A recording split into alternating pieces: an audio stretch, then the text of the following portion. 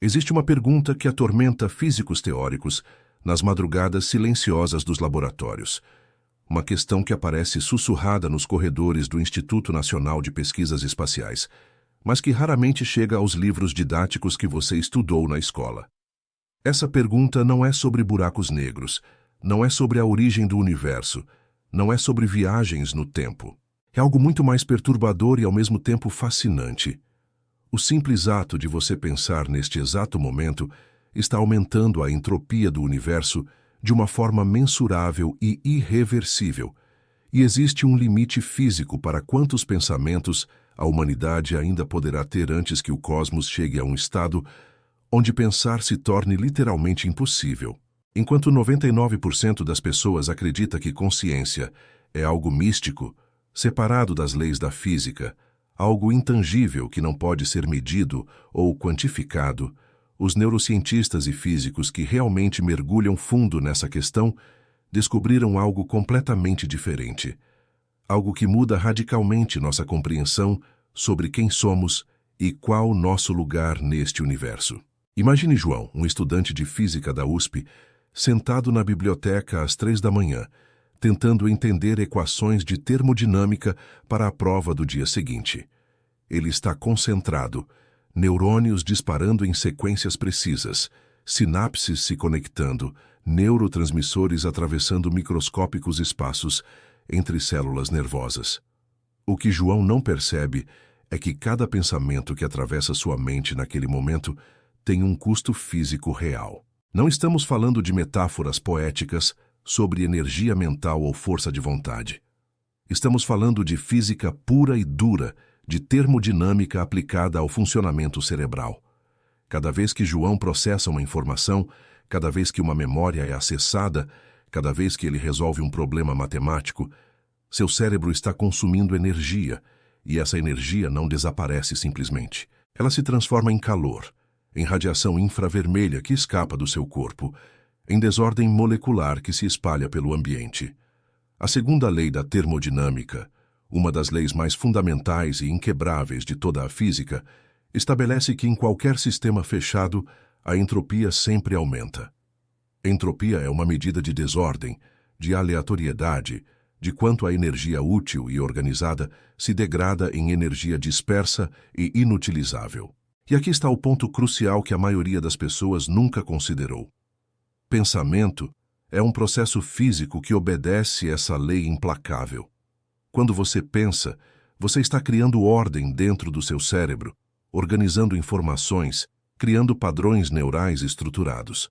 Mas essa ordem local só é possível às custas de uma desordem maior no ambiente ao redor.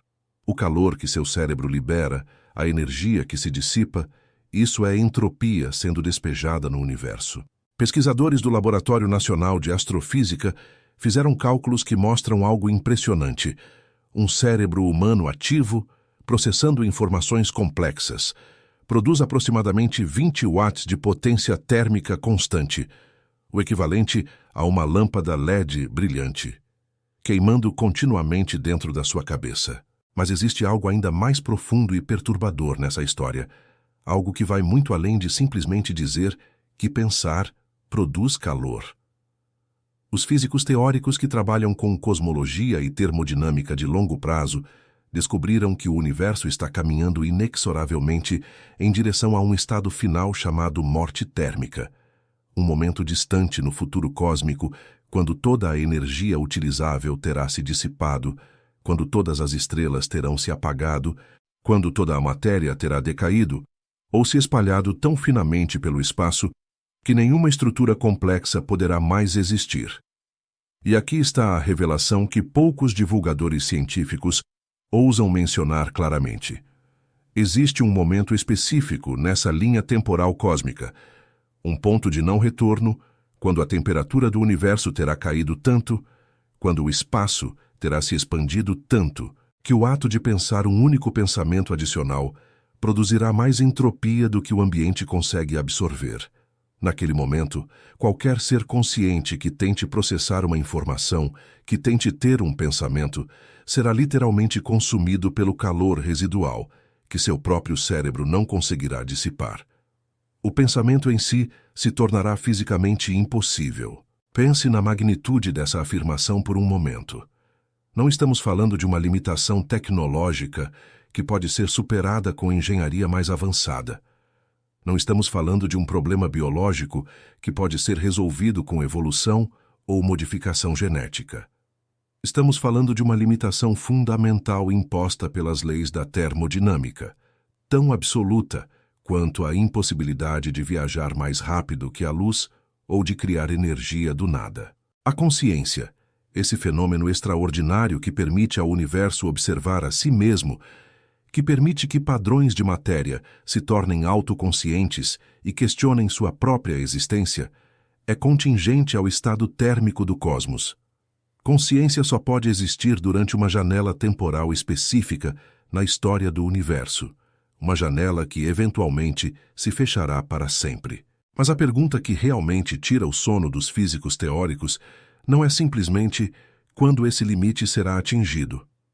A pergunta mais profunda, a questão que conecta a física fundamental com filosofia da mente de uma forma que a maioria das pessoas nunca imaginou é esta: se consciência tem um custo entrópico mensurável, se cada pensamento é fundamentalmente um processo físico governado por leis matemáticas precisas, então o que isso nos diz sobre a natureza da própria consciência? E mais importante ainda, o que isso revela sobre livre-arbítrio, sobre escolha, sobre a sensação que todos nós temos de que somos agentes livres, capazes de decidir nosso próprio caminho? Existe uma descoberta recente na intersecção entre neurociência e física quântica, que vai mudar completamente a forma como você entende sua própria mente, e você vai conhecer essa descoberta nos próximos minutos. Mas primeiro, precisamos entender algo fundamental sobre como seu cérebro realmente funciona, a nível molecular. Maria é neurocientista no Observatório Nacional do Rio de Janeiro, mas seu trabalho não tem nada a ver com telescópios ou estrelas distantes. Ela estuda algo muito mais próximo e, ao mesmo tempo, infinitamente mais misterioso: como bilhões de neurônios se organizam para criar a experiência subjetiva de estar vivo, de ser consciente, de ter um eu que observa o mundo. Durante anos, Maria seguiu o paradigma aceito pela maioria dos neurocientistas, a ideia de que consciência emerge de redes neurais complexas da mesma forma que propriedades como liquidez emergem quando você junta muitas moléculas de água. Você não encontra liquidez em uma molécula individual de H2O, mas quando tem trilhões delas interagindo, a propriedade de ser líquido simplesmente aparece. Similarmente, a teoria era que consciência simplesmente emerge quando você tem neurônios suficientes conectados da forma certa. Parecia uma explicação razoável, elegante até.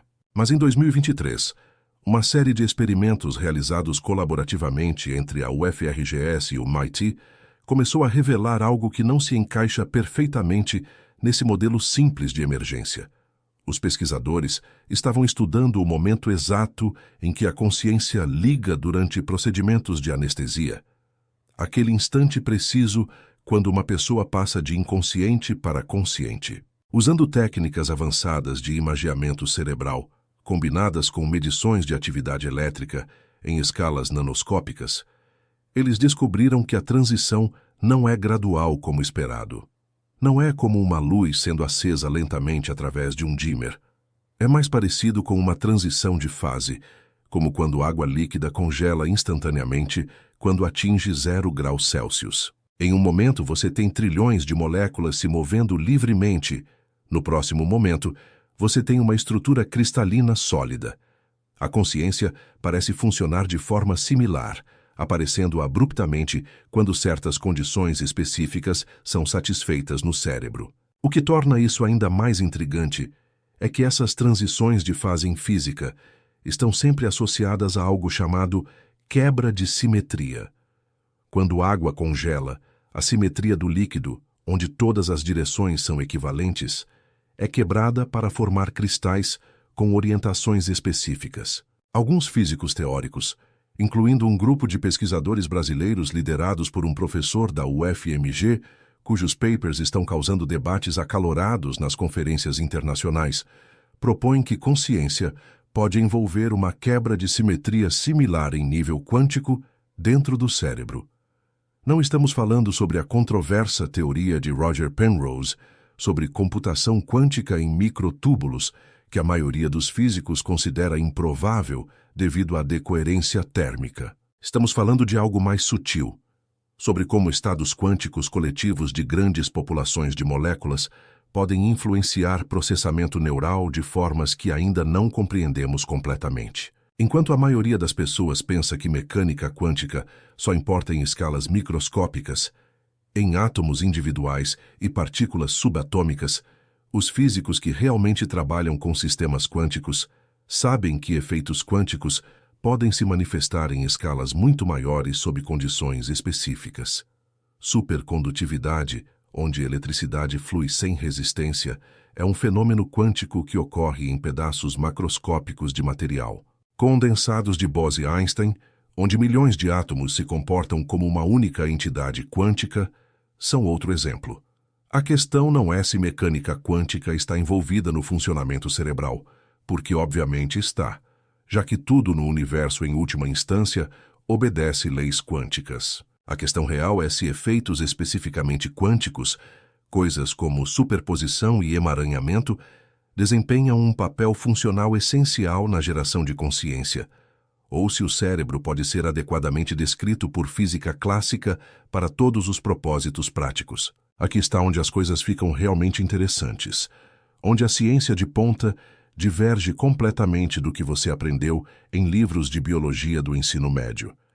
Experimentos recentes com técnicas de ressonância magnética ultrassensíveis, desenvolvidas no INPE, capazes de detectar campos magnéticos minúsculos produzidos por processos neurais, encontraram evidências de coerência quântica durando muito mais tempo do que o esperado em temperatura biológica. Normalmente, físicos assumem que o cérebro, sendo quente e úmido, é um ambiente terrível para manter estados quânticos, que de coerência destruiria qualquer superposição quântica em femtosegundos, frações infinitesimais de segundo. Mas os dados mostram assinaturas de coerência persistindo por milissegundos, tempo mais que suficiente para influenciar processamento neural.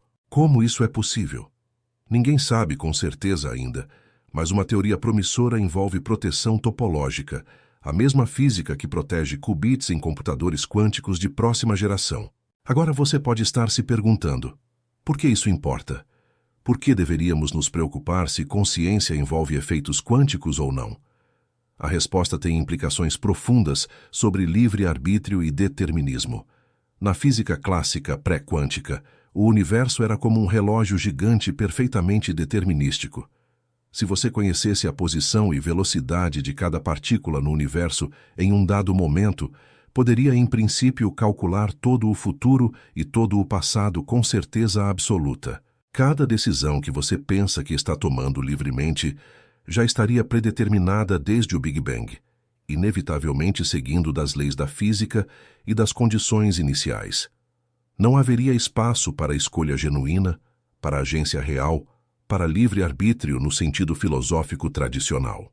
Mecânica quântica mudou esse cenário de forma fundamental e sutil. Na teoria quântica, você não pode conhecer simultaneamente posição e momento de uma partícula com precisão arbitrária. Essa é a famosa princípio de incerteza de Heisenberg. Não porque nossas medições são imperfeitas, mas porque essas propriedades literalmente não têm valores definidos até serem medidas. E quando você faz uma medição quântica, o resultado é genuinamente probabilístico, não determinístico.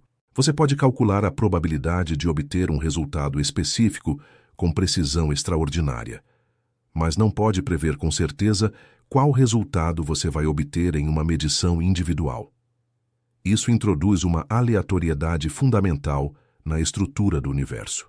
Mas aqui está o ponto crucial, que separa pensadores superficiais de físicos que realmente entendem as implicações. Aleatoriedade quântica não é a mesma coisa que livre-arbítrio. Se suas decisões são determinadas por processos quânticos aleatórios em seu cérebro, você ainda não está escolhendo livremente. Você é apenas uma vítima do acaso quântico em vez de ser uma vítima do determinismo clássico. Livre-arbítrio genuíno no sentido filosófico forte requereria que você, o agente consciente, pudesse influenciar de alguma forma esses processos físicos, que sua vontade consciente pudesse intervir na cadeia causal física. E é exatamente aqui que chegamos a uma das questões mais profundas e não resolvidas em toda a filosofia da mente e física fundamental. Como consciência se relaciona com causalidade física? Existe uma teoria radical, desenvolvida independentemente por pesquisadores na Austrália e no Brasil, que você provavelmente nunca ouviu falar porque desafia pressupostos fundamentais tanto da neurociência quanto da física. Essa teoria, chamada de causalidade descendente quântica consciente, sugere que existem loops de feedback entre níveis microscópicos e macroscópicos no cérebro que permitem que padrões neurais de larga escala, aqueles que correspondem a estados conscientes, influenciem comportamento quântico de moléculas individuais de formas que violam nossas suposições usuais sobre fluxo causal. Soa como ficção científica? Sim, absolutamente. Mas os papers matemáticos são rigorosos, e alguns experimentos preliminares estão mostrando resultados intrigantes que merecem investigação mais profunda. Nos próximos minutos, você vai descobrir exatamente o que esses experimentos revelaram e por que isso pode mudar tudo o que pensamos saber sobre consciência. Mas antes disso, precisamos mergulhar em um conceito ainda mais estranho: o custo informacional do pensamento. Carlos é um físico teórico que trabalha com termodinâmica da informação no Laboratório Nacional de Astrofísica em Itajubá, Minas Gerais. Seu escritório está repleto de quadros brancos, cobertos com equações, diagramas de sistemas físicos abstratos e uma peculiar coleção de cristais e estruturas fractais, impressas em 3D, que ele usa para visualizar conceitos matemáticos complexos. Durante a última década, Carlos tem trabalhado em uma questão aparentemente abstrata, mas com implicações surpreendentemente concretas. Qual é o custo informacional mínimo de computação? Quanto energia você precisa gastar, no mínimo absoluto ditado pelas leis da física, para processar um bit de informação, para apagar uma memória, para realizar um cálculo? Essa questão pode parecer puramente acadêmica, interessante talvez para engenheiros projetando computadores mais eficientes, mas irrelevante para questões filosóficas profundas sobre consciência e existência. Mas, na verdade, essa questão está no coração absoluto de entender limitações físicas fundamentais sobre pensamento. Porque pensamento, no final das contas, é processamento de informação. Quando você resolve um problema matemático, quando você se lembra de um evento passado, quando você imagina um cenário futuro, seu cérebro está manipulando informação, transformando padrões neurais de uma configuração para outra. E toda manipulação de informação tem um custo entrópico que pode ser calculado precisamente usando teoremas fundamentais da física estatística. O limite de Landauer, nomeado em homenagem ao físico Rolf Landauer, que o derivou em 1961, estabelece o custo energético mínimo para apagar um bit de informação. Esse custo é kTln2, onde K é a constante de Boltzmann e T é a temperatura absoluta do sistema. A temperatura ambiente, aproximadamente 300 Kelvin aqui no Brasil, esse custo é cerca de 3 vezes 10 elevado a menos 21 joules por bit. Parece minúsculo e realmente é, mas o ponto crucial é que existe um limite inferior diferente de zero. Você não pode processar informação sem custo entrópico. Não importa quão eficiente sua máquina seja. Não importa quão avançada sua tecnologia. É uma limitação fundamental da natureza, tão absoluta quanto a velocidade da luz, sendo o limite de velocidade cósmico. Agora aplique isso ao cérebro humano. Seu cérebro contém aproximadamente 86 bilhões de neurônios, cada um conectado a milhares de outros através de sinapses, formando uma rede de complexidade extraordinária. A cada segundo, trilhões de sinais elétricos atravessam essa rede, padrões constantemente mudando, memórias sendo formadas e recuperadas, percepções sendo processadas, decisões sendo tomadas. Pesquisadores estimam que o cérebro processa algo em torno de 10, elevado a 16 operações por segundo. Embora definir exatamente o que conta como uma operação no contexto neural seja complicado. Mas usando essa estimativa e aplicando o limite de Landauer, podemos calcular o custo entrópico mínimo do pensamento humano. E o resultado é sombrio. Mesmo um cérebro operando na eficiência termodinâmica máxima, teoricamente possível, algo que cérebros biológicos reais não fazem, produziria entropia suficiente para requerer dissipação de vários watts de potência térmica. O cérebro real, é claro, está muito longe da eficiência termodinâmica ideal. Evolução otimizou cérebros para funcionalidade, não para eficiência energética máxima. Um cérebro humano ativo consome cerca de 20 watts continuamente, aproximadamente 20% de toda a energia metabólica do corpo, apesar de representar apenas 2% da massa corporal.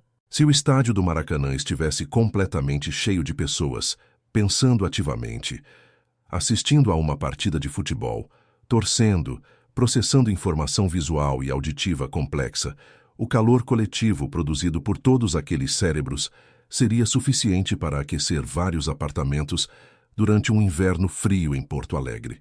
Mas aqui está onde a história se torna realmente fascinante e um pouco assustadora. Todos esses cálculos pressupõem um ambiente que pode absorver o calor residual, um universo que está em um estado onde estruturas complexas dissipativas como cérebros podem existir. E é aqui que cosmologia entra na conversa, de uma forma que a maioria das pessoas nunca considerou. O universo está se expandindo, e não apenas se expandindo, mas acelerando. Essa expansão acelerada é impulsionada por algo que chamamos de energia escura, uma forma misteriosa de energia que permeia todo o espaço e age como uma espécie de antigravidade, empurrando galáxias para longe umas das outras a velocidades cada vez maiores. À medida que o universo se expande, ele se resfria. A temperatura média do cosmos cai continuamente.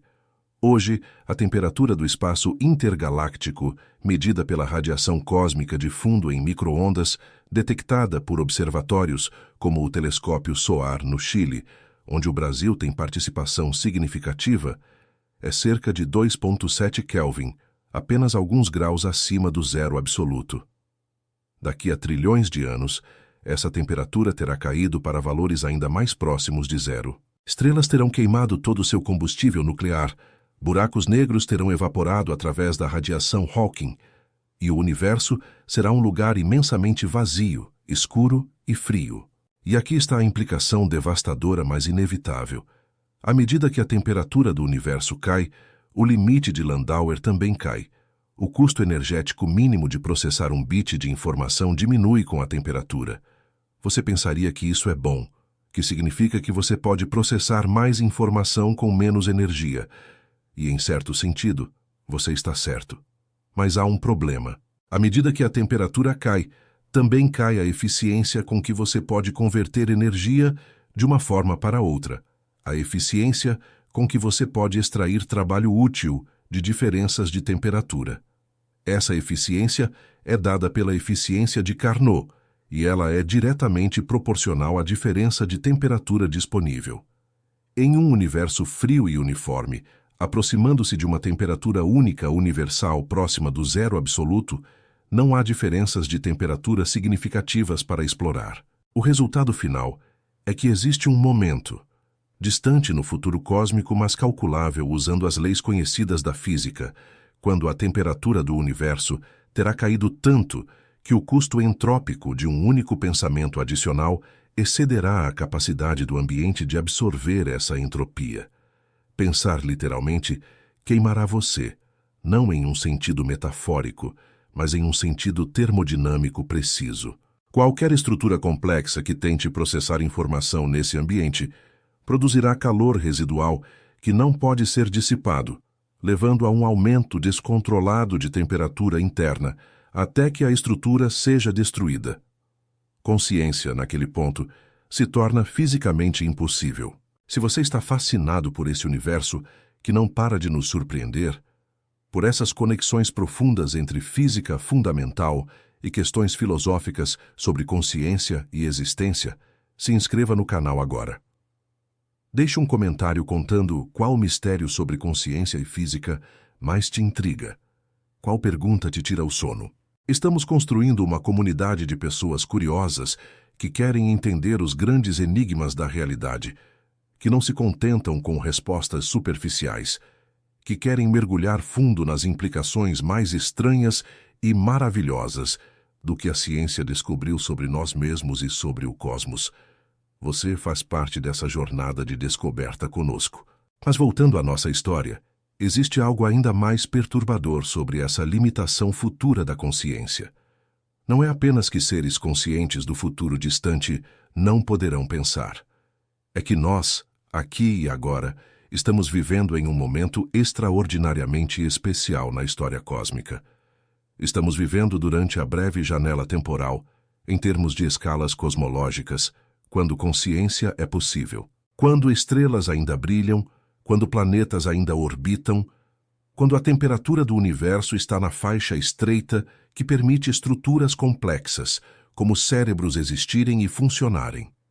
Essa janela eventualmente se fechará para sempre. Alguns físicos chamam nossa era atual de era estelífera, a era quando estrelas dominam a produção de energia no universo. Começou alguns milhões de anos após o Big Bang, quando as primeiras estrelas se formaram, e durará talvez mais 100 trilhões de anos, até que todo o hidrogênio tenha sido fusionado em elementos mais pesados e nenhuma nova estrela possa mais se formar. Após a era estelífera vem a era dos buracos negros, quando apenas buracos negros permanecerão, lentamente evaporando através da radiação Hawking, ao longo de períodos de tempo que fazem a idade atual do universo parecer um piscar de olhos. E, finalmente, após todos os buracos negros terem evaporado, vem a era escura quando o universo será apenas fótons de baixa energia e partículas fundamentais espalhadas através de espaço em eterna expansão, aproximando-se assintoticamente de 0 Kelvin absoluto. Consciência. Esse fenômeno extraordinário que permite ao universo observar a si mesmo, que permite que arranjos específicos de matéria se tornem autoconscientes e questionem sua própria existência, pode ser exclusivo da era estelífera. Pode ser que consciência seja uma floração breve na história cósmica, tão temporária quanto flores silvestres no cerrado brasileiro florescendo por algumas semanas após as chuvas de verão antes de murchar sob o sol escaldante. E nós, miraculosamente, estamos aqui durante essa floração, capazes de contemplar não apenas nossa própria existência, mas também as leis físicas que tornam essa existência possível e que, eventualmente, tornarão impossível. Mas existe uma pergunta ainda mais profunda, espreitando por trás de tudo isso. Uma questão que conecta física, filosofia e algo que poderia ser chamado de dimensão existencial ou até espiritual da experiência humana, embora não no sentido sobrenatural. Se consciência é um processo físico, com custo entrópico mensurável, se cada pensamento está aumentando a desordem do universo, se consciência é limitada temporalmente por restrições termodinâmicas, então o que isso significa sobre significado, sobre propósito, sobre valor? A resposta que você está prestes a descobrir vai desafiar suposições fundamentais que você provavelmente nem sabia que tinha sobre o que torna a vida vale a pena viver. E essa resposta vem de uma fonte inesperada, matemática pura e o debate sobre se números são descobertos ou inventados. Bloco 4, 2.700, 3.600 palavras. Beatriz é matemática pura na UFRJ, especializada em teoria dos números e topologia algébrica. Seu mundo é feito de abstrações, de estruturas matemáticas que existem em um reino puramente conceitual, aparentemente desconectado de qualquer realidade física concreta. Ela trabalha com objetos como grupos, anéis, campos, espaços métricos, entidades definidas axiomaticamente através de suas propriedades abstratas. Para Beatriz e para a maioria dos matemáticos profissionais, essas estruturas são descobertas, não inventadas. Quando Beatriz prova um novo teorema sobre propriedades de números primos, ela sente visceralmente que está descobrindo uma verdade que sempre existiu, que existiria mesmo se humanos nunca tivessem evoluído, que seria verdade em qualquer parte do universo para qualquer civilização inteligente capaz de fazer matemática. Essa perspectiva é chamada de platonismo matemático, nomeada em homenagem ao filósofo grego Platão, que propôs a existência de um reino de formas perfeitas, eternas e imutáveis, das quais objetos físicos são apenas cópias imperfeitas. Para platonistas matemáticos, números, triângulos, equações não são invenções humanas, mas entidades reais existindo independentemente em algum sentido metafísico. Quando você descobre que a raiz quadrada de 2 é irracional, você não está inventando esse fato. Você está descobrindo uma verdade eterna sobre a estrutura da realidade matemática. O teorema de Pitágoras, que a soma dos quadrados dos catetos de um triângulo retângulo é igual ao quadrado da hipotenusa, era verdade antes de Pitágoras nascer. Era verdade antes de humanos existirem. Será verdade depois que nossa espécie desaparecer. Essa é a intuição platonista. E ela é profundamente atraente para quem trabalha com matemática, porque captura a sensação que matemáticos têm de estarem explorando uma paisagem objetiva. Mas existe uma perspectiva alternativa, uma visão que está ganhando tração entre físicos teóricos e filósofos da ciência, embora seja profundamente contra-intuitiva e até perturbadora para muitos matemáticos. Essa perspectiva, defendida por alguns dos físicos mais proeminentes, incluindo especialistas brasileiros em fundamentos quânticos, argumenta que matemática é uma linguagem inventada por humanos para descrever padrões regulares que observamos na natureza. Não é uma descoberta de um reino platônico pré-existente, mas uma construção cultural e cognitiva que nossa espécie desenvolveu através de milhões de anos de evolução e milhares de anos de desenvolvimento civilizacional. Considere o conceito mais básico em toda a matemática, o número natural, os números que usamos para contar. 1, 2, 3, 4. Esses parecem tão fundamentais, tão óbvios, tão inevitáveis, que é difícil imaginar que poderiam ser outra coisa se não descobertas sobre a estrutura inerente da realidade. Mas pense mais profundamente. O que exatamente é o número 3? 3 não é um objeto físico. Você nunca viu, tocou ou mediu o número 3 em si. O que você vê são 3 maçãs, 3 pedras, 3 pessoas. A propriedade de ser 3 é algo que extraímos dessas situações concretas específicas, uma abstração que nossa mente cria, reconhecendo um padrão comum entre diferentes coleções de objetos. Culturas diferentes desenvolveram sistemas numéricos de formas diferentes. Algumas línguas indígenas na Amazônia, estudadas por linguistas brasileiros, têm sistemas numéricos limitados com palavras apenas para 1, 2 e muitos, sem capacidade de contar arbitrariamente alto da forma como fazemos em português. Isso não significa que essas pessoas são menos inteligentes. Significa que suas necessidades culturais não demandaram desenvolvimento de um sistema de contagem elaborado. Eles não descobriram menos da realidade matemática platônica. Eles simplesmente inventaram ferramentas linguísticas diferentes adequadas ao seu contexto. Ou considere geometria. Euclides desenvolveu um sistema axiomático rigoroso para a geometria plana há mais de 2000 anos, começando com postulados que pareciam auto-evidentemente verdadeiros, como a noção de que por 2 pontos passa exatamente uma linha reta, ou que todos os ângulos retos são iguais. Por milênios, matemáticos pensaram que a geometria euclidiana era a geometria, a descrição verdadeira do espaço. Mas no século XIX, matemáticos como Lobachevsky e Riemann desenvolveram geometrias não euclidianas, onde o 5º postulado de Euclides, sobre linhas paralelas, é violado. Nessas geometrias, você pode ter múltiplas linhas paralelas, através de um ponto ou nenhuma linha paralela. Essas geometrias pareciam bizarras, puramente abstratas, sem conexão com realidade física. Então Einstein chegou e mostrou que a geometria do espaço-tempo real, a geometria que descreve gravidade e o movimento de planetas e estrelas, é precisamente uma dessas geometrias não euclidianas estranhas. O espaço não é realmente euclidiano. A geometria euclidiana É uma aproximação excelente para distâncias pequenas e campos gravitacionais fracos, mas em escalas cósmicas ou perto de objetos massivos como buracos negros, a geometria do espaço é curvada de formas não euclidianas. Então, qual geometria é a verdadeira? A resposta é que nenhuma geometria é verdadeira no sentido platônico absoluto. Diferentes geometrias são ferramentas matemáticas mais ou menos úteis para descrever diferentes situações físicas.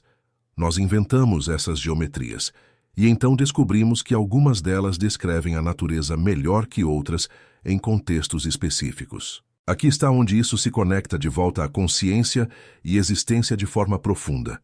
Se matemática é uma invenção humana, uma ferramenta cognitiva que desenvolvemos, então ela é um produto de consciência, não algo independente de consciência.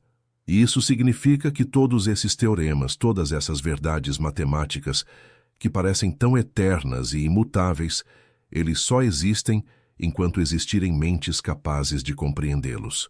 No futuro distante que discutimos anteriormente, quando o universo tiver esfriado tanto que consciência se torna impossível, quando não houver mais estruturas complexas capazes de processar informação, o teorema de Pitágoras ainda será verdadeiro?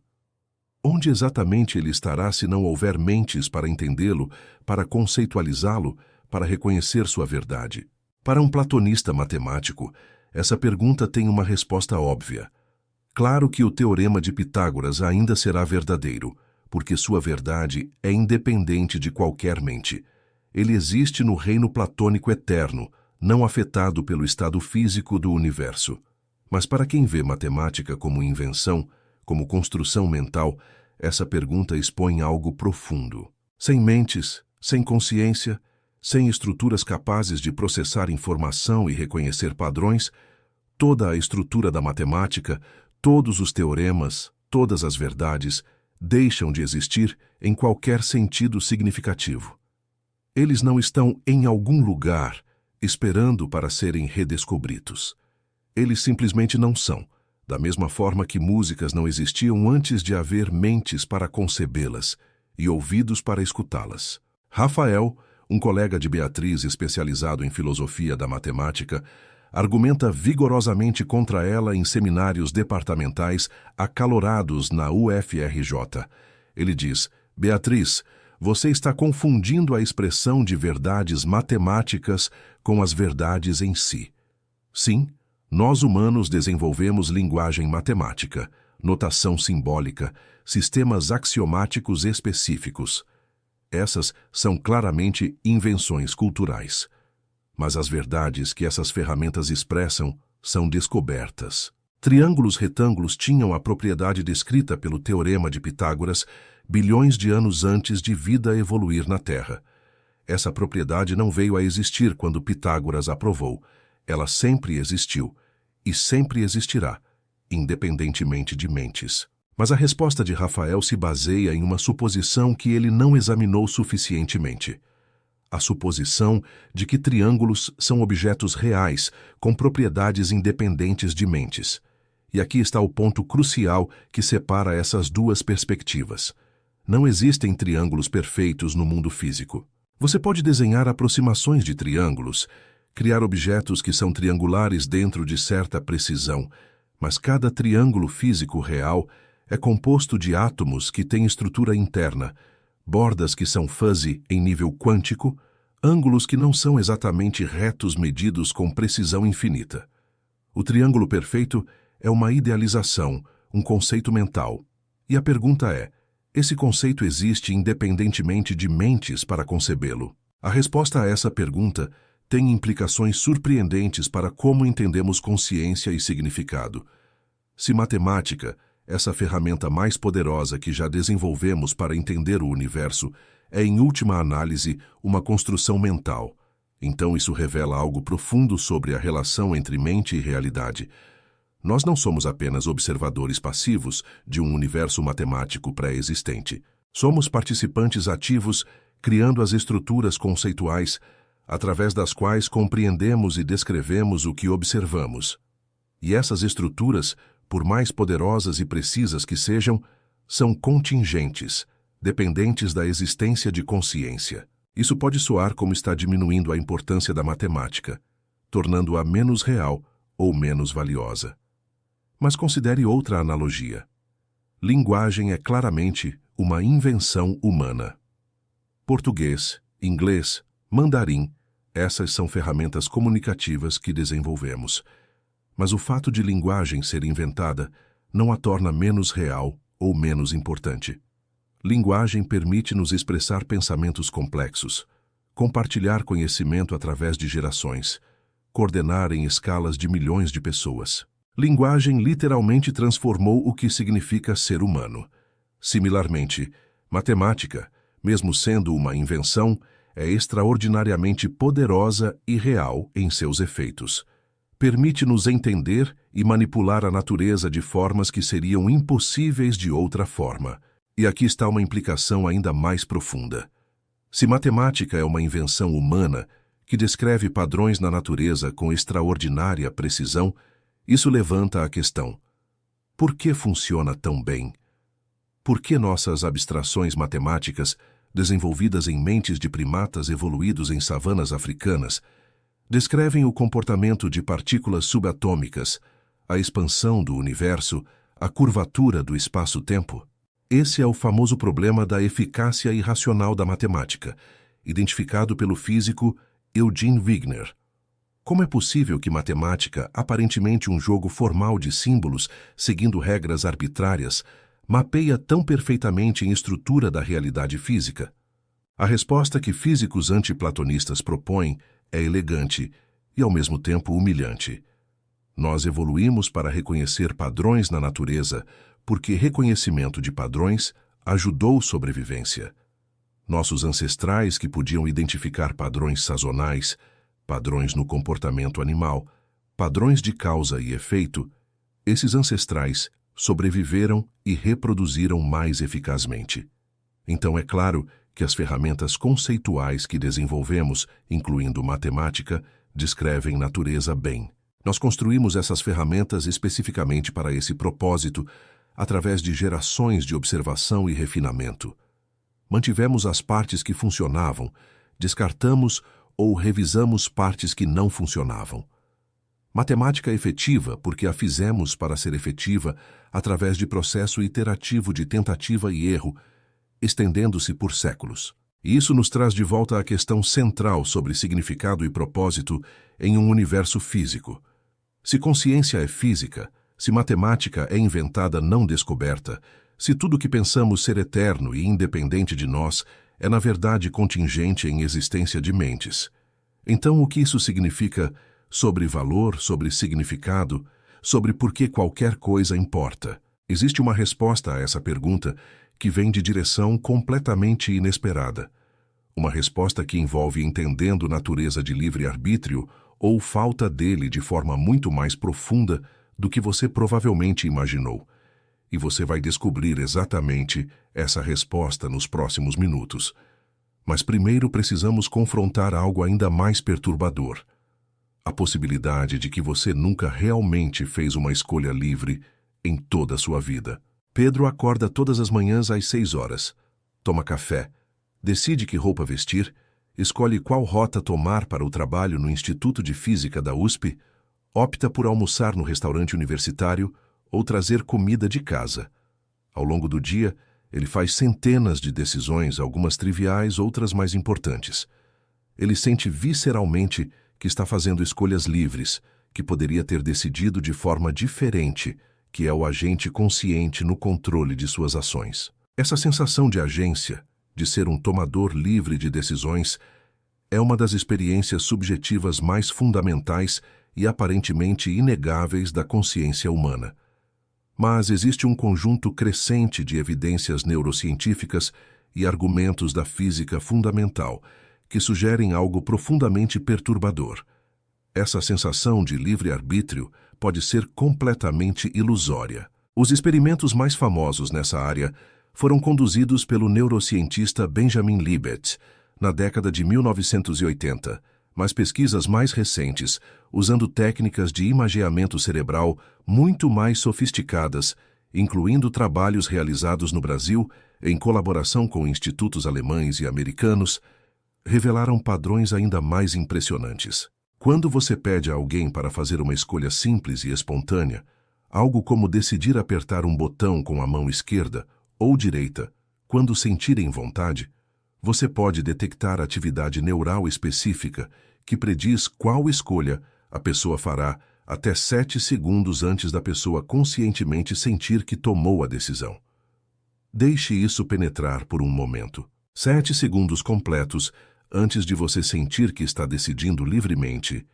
Seu cérebro já está se preparando para executar uma ação específica, de forma que cientistas observando padrões de atividade neural podem literalmente prever o que você vai escolher antes de você mesmo saber. Como isso é possível? Como pode existir atividade neural predizendo sua decisão antes de você decidir? A explicação mais direta e econômica, embora seja profundamente incômoda para muitas pessoas, é que o sentimento consciente de decidir não é a causa da ação, mas sim um epifenômeno, algo que vem junto com os processos neurais que realmente causam a ação, mas que não é em si mesmo causal. É como a fumaça saindo de uma locomotiva a vapor. A fumaça é um indicador de que a máquina está funcionando, mas a fumaça não está fazendo o trem se mover.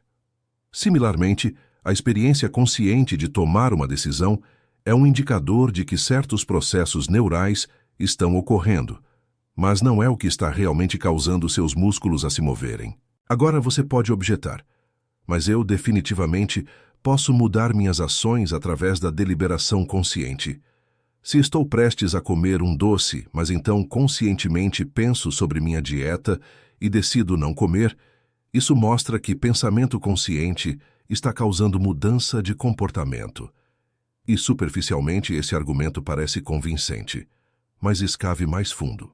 O pensamento consciente sobre sua dieta, a deliberação sobre consequências a longo prazo, a decisão final de não comer o doce, todos esses são eventos mentais que correspondem a processos físicos específicos em seu cérebro, e esses processos físicos são governados por leis da física, atuando em neurônios, neurotransmissores, íons atravessando membranas celulares. A questão crucial é: em algum ponto dessa cadeia causal, existe intervenção de algo não físico, de uma vontade consciente que pode influenciar processos físicos de formas que não são elas mesmas determinadas por leis físicas.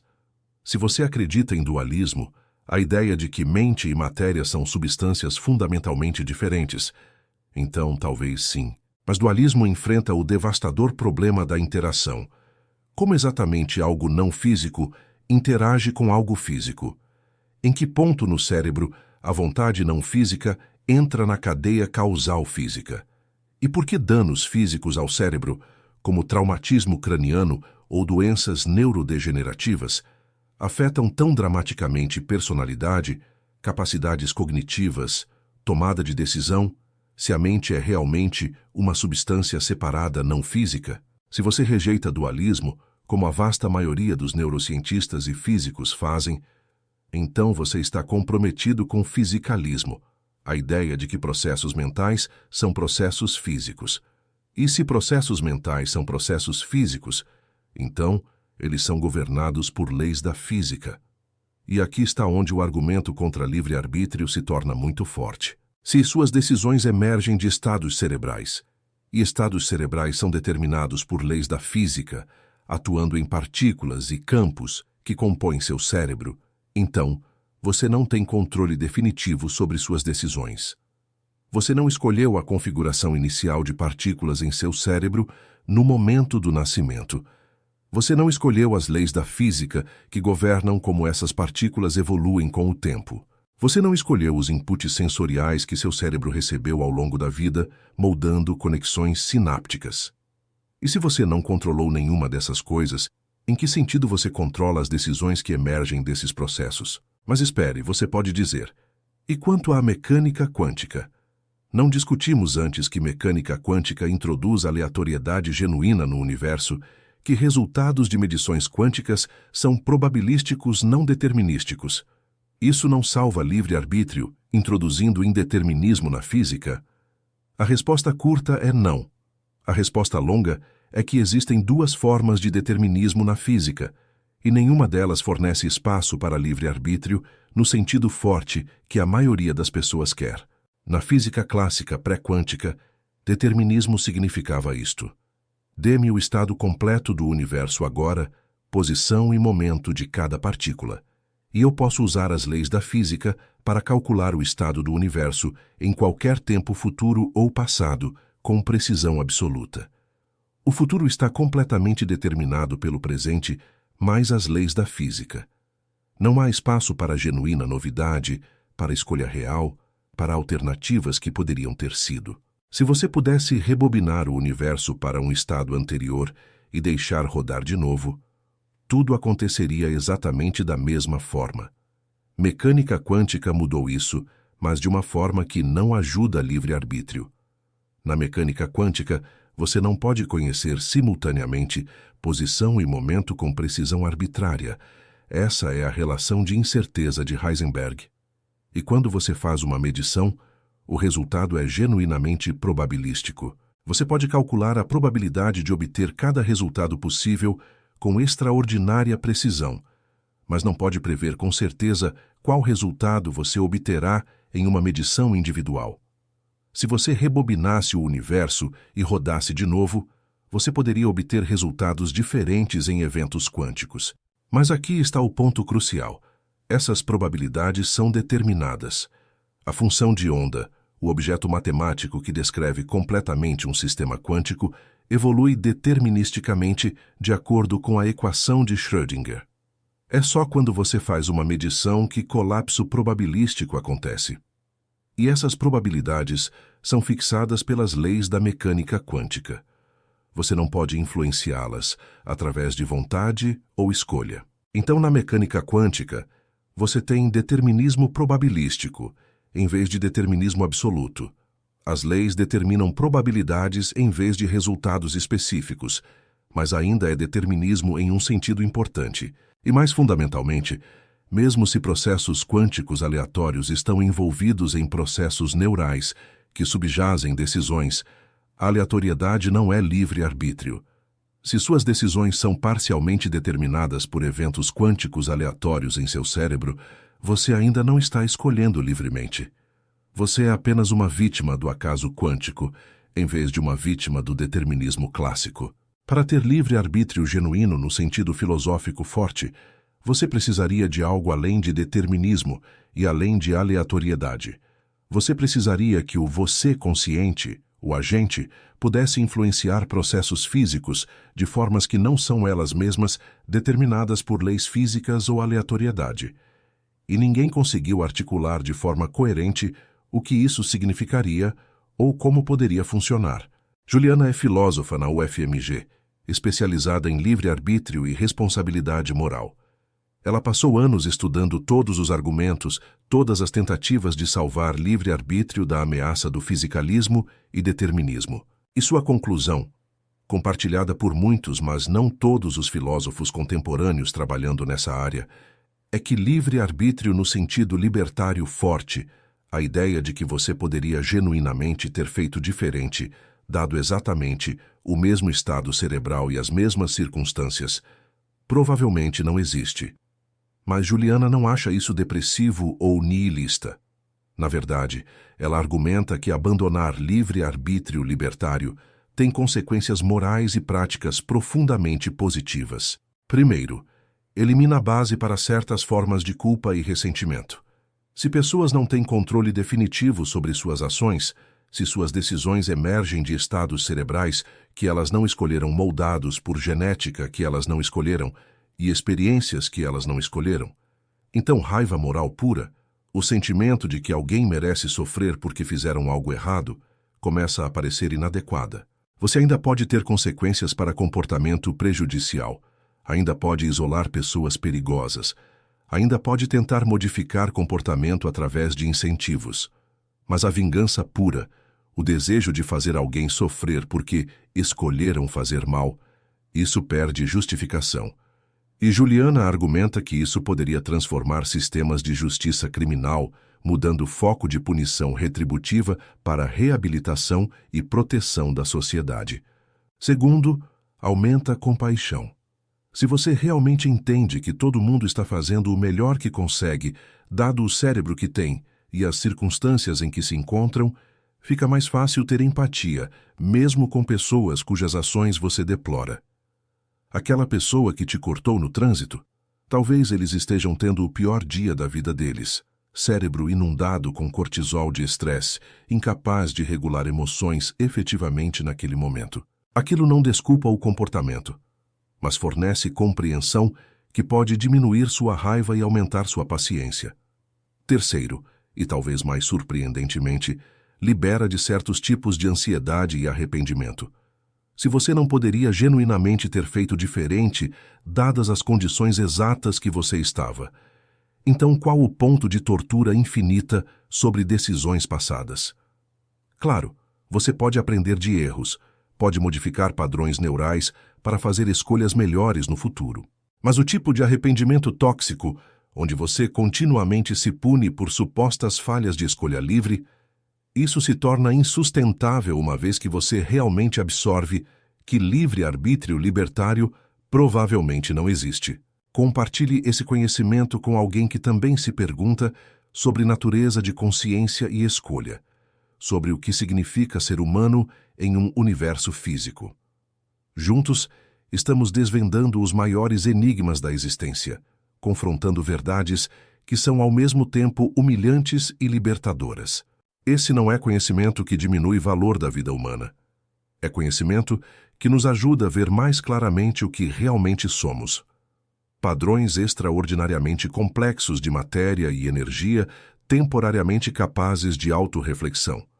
Produtos de bilhões de anos de evolução cósmica e biológica, sem controle definitivo sobre nossos pensamentos, mas ainda profundamente capazes de aprendizado, crescimento, criação de significado. Se você está sentindo seu mundo se expandindo, suas suposições sendo desafiadas de formas produtivas, você está exatamente onde deve estar nessa jornada de descoberta científica e filosófica. Mas agora chegamos a uma questão ainda mais fundamental, uma questão que vai ao coração de como entendemos realidade, verdade, significado. Se consciência é física, se livre-arbítrio é ilusão, se matemática é invenção, se até pensamento tem custo entrópico que eventualmente tornará a consciência impossível. Então o que sobra? O que torna a vida valiosa? O que constitui significado em um universo que não foi feito para nós, que não tem propósito cósmico, que eventualmente apagará toda a memória de que já existimos? A resposta requer distinguir cuidadosamente entre dois tipos fundamentalmente diferentes de verdade. E entender essa distinção muda completamente como você pensa sobre religião, ética, propósito e o que importa na vida. Lucas é astrofísico no Observatório do Pico dos Dias, em Minas Gerais. Ele passa noites estudando espectros de estrelas distantes, medindo velocidades radiais para detectar exoplanetas, calculando massas e composições de objetos a anos-luz de distância. Seu trabalho é sobre verdades objetivas, fatos sobre o mundo externo que são verdadeiros independentemente do que qualquer um acredita ou sente.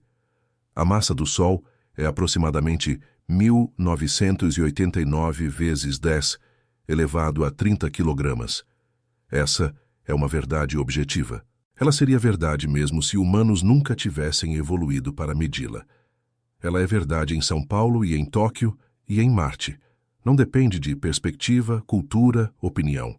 Mas Lucas também é pai de 2 crianças.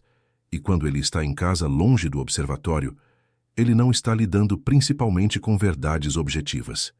Ele está navegando verdades subjetivas, coisas que importam profundamente a ele como indivíduo, mas que não são fatos objetivos sobre a estrutura do universo. O amor que ele sente por seus filhos é intensamente real para Lucas. Molda suas decisões, suas prioridades, dá significado e propósito à sua vida.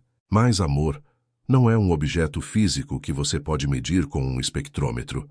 É uma experiência subjetiva, um padrão de ativação neural em seu cérebro que corresponde a um estado mental específico. E enquanto você pode estudar os correlatos neurais de amor objetivamente, a experiência subjetiva em si, o que é como sentir amor, Isso é uma verdade interna, não externa. A maioria das confusões em debates sobre religião, ética, significado, vem de falhar em distinguir cuidadosamente esses dois tipos de verdade. Pessoas tratam verdades subjetivas como se fossem objetivas, insistindo que seus valores pessoais são verdades universais que todo mundo deve aceitar. Ou, ao contrário, pessoas tratam certas verdades objetivas como se fossem subjetivas, como se você pudesse escolher sua própria realidade baseado no que você prefere acreditar. Mas essas categorias são distintas e importantes. Verdades objetivas são o domínio da ciência, física, química, biologia, astronomia. Essas disciplinas investigam fatos sobre o mundo externo. E o método científico, com toda a sua ênfase em experimentação, replicação, revisão por pares, é especificamente projetado para filtrar viés subjetivo e chegar mais perto de verdades objetivas. Quando cientistas de diferentes países, diferentes culturas, diferentes perspectivas políticas, todos fazem o mesmo experimento e obtêm os mesmos resultados, isso é evidência forte de que estão medindo algo objetivo. Verdades subjetivas são o domínio de ética, estética, significado pessoal, religião. Essas são coisas que importam profundamente aos indivíduos, mas que não são fatos sobre estrutura independente do universo. O fato de que Fernanda encontra beleza em música clássica, enquanto seu irmão prefere samba, não significa que um deles está objetivamente certo e o outro errado. São preferências estéticas, verdades subjetivas sobre o que ressoa com cada indivíduo. Similarmente, o fato de que algumas pessoas encontram conforto e significado em práticas religiosas, enquanto outras não, isso não é uma questão de verdade objetiva. É uma questão de verdade subjetiva do que funciona para diferentes pessoas. Mas aqui está onde muitas religiões fazem afirmações que vão além de verdade subjetiva e entram no reino de reivindicações objetivas.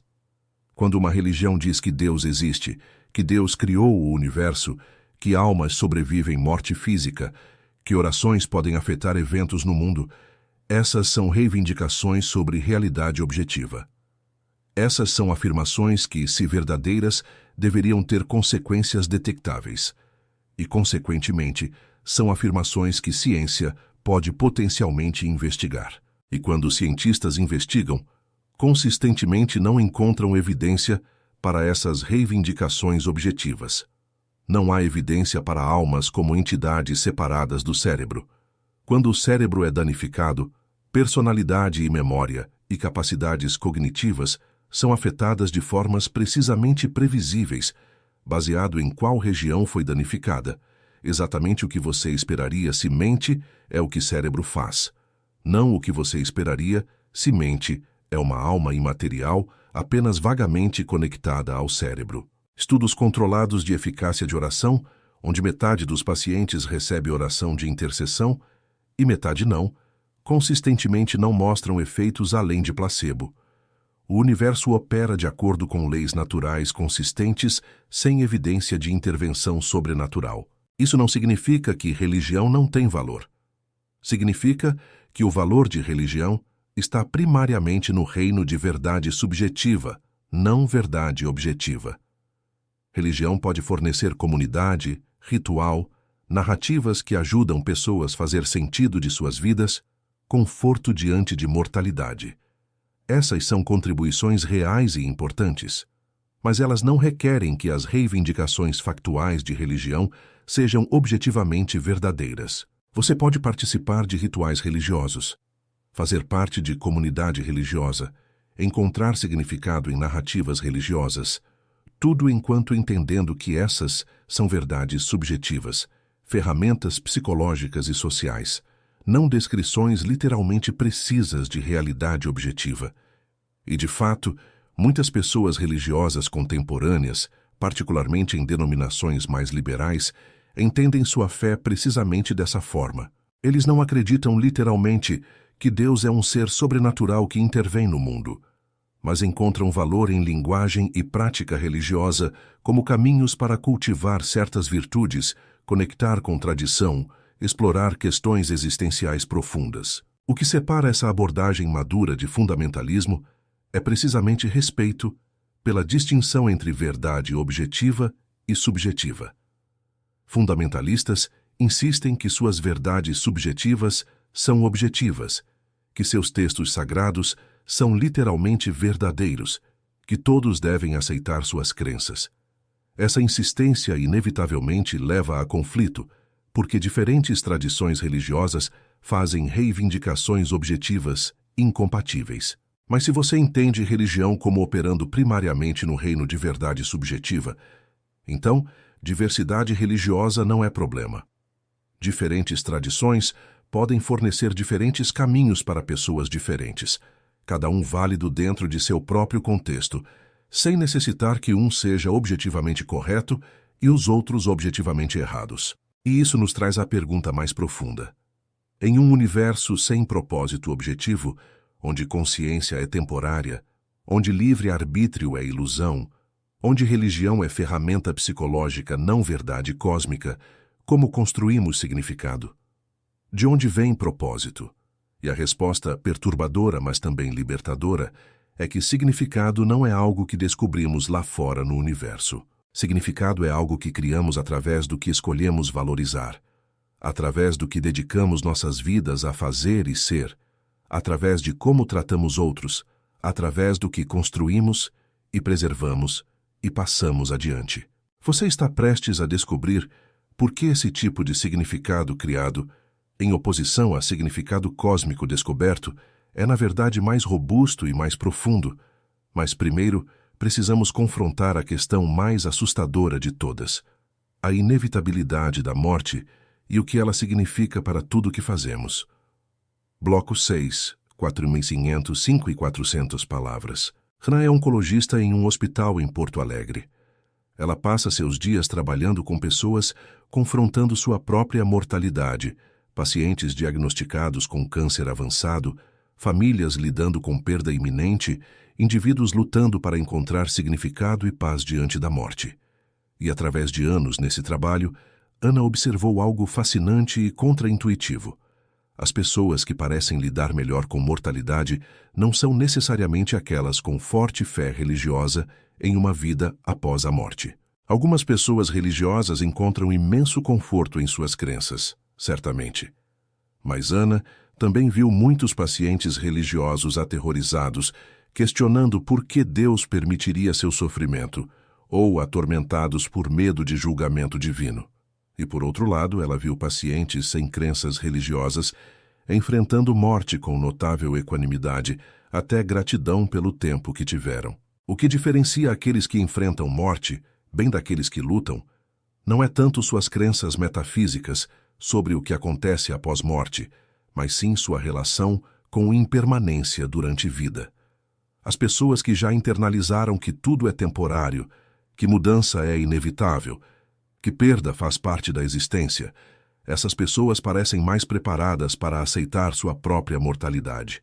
E, paradoxalmente, aceitar mortalidade frequentemente leva a viver mais plenamente, com mais presença, com mais apreciação pelos momentos que temos. Como aquele físico no início de nossa história que, diagnosticado com doença terminal, disse que se sentiu mais vivo do que nunca. Filósofos da Grécia Antiga já haviam chegado a conclusões similares. Epicuro, vivendo há mais de 2.300 anos, escreveu extensivamente sobre morte e por que não deveríamos temê-la. Seu argumento central era elegantemente simples. Morte não é nada para nós. Porque quando existimos, morte não está presente. E quando morte está presente, nós não existimos.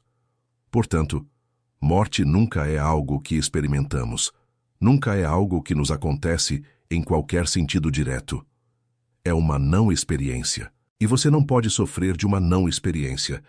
Antes de você nascer, você não existia, por bilhões de anos. Aquilo foi ruim para você? Te causou sofrimento? Obviamente não. Você não estava lá para sofrer. Similarmente, após você morrer, você não estará lá para sofrer ausência de existência. Então, morte em si, o estado de estar morto, não é algo a temer. Claro, o processo de morrer pode envolver sofrimento. e isso é razoável temer e tentar evitar. E a perspectiva de morte, antecipada enquanto ainda vivo, pode causar ansiedade existencial significativa. Mas morte em si, o estado de não existência, logicamente não pode ser ruim para quem está morto, porque não há ninguém lá para quem seja ruim. Essa distinção, simples mas profunda, muda fundamentalmente como pensamos sobre mortalidade. O medo de morte muitas vezes vem de imaginar estar morto como se fosse uma experiência contínua, como estar em escuridão eterna ou solidão eterna. Mas isso é um erro conceitual. Morte não é experiência, é ausência de experiência. Não é como algo, porque não há você lá para ser como algo. Neurocientistas que estudam consciência chegaram a conclusões complementares de direção diferente.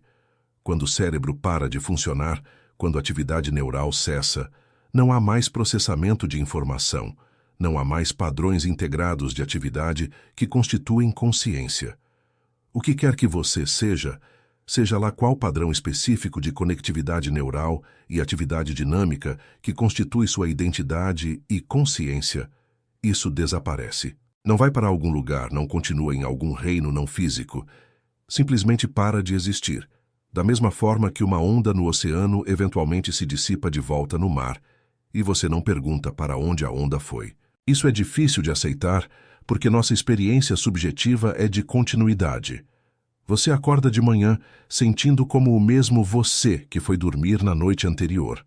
Você lembra eventos de sua infância e sente uma conexão de identidade com aquela criança, mesmo que cada átomo em seu corpo tenha sido substituído várias vezes desde então, mesmo que sua personalidade, crenças e memórias tenham mudado dramaticamente.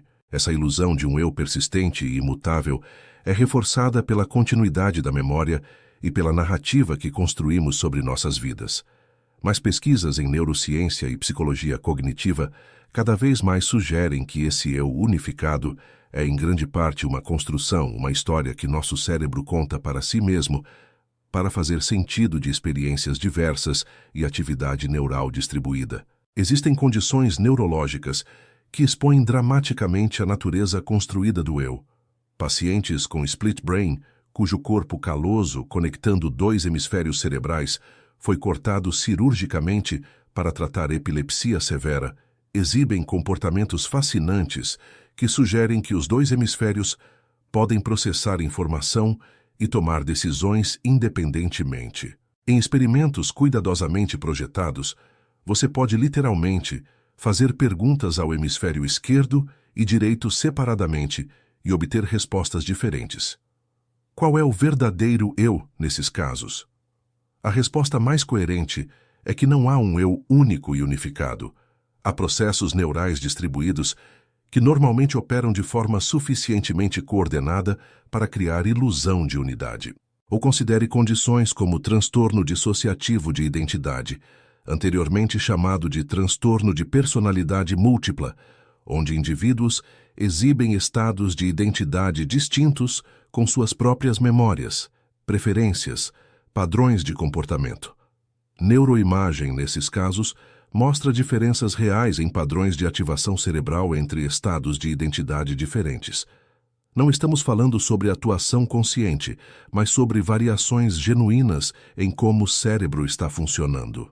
O que isso nos diz sobre a natureza do eu? Que ele é mais fluido, mais fragmentado, mais contingente em configuração neural específica do que nossa experiência subjetiva normalmente sugere. E se o eu é uma construção, um padrão temporário de atividade neural, que muda constantemente e eventualmente dissipa completamente, então em que sentido você persiste de um momento para o próximo? Filósofos chamam isso de problema de identidade pessoal através do tempo.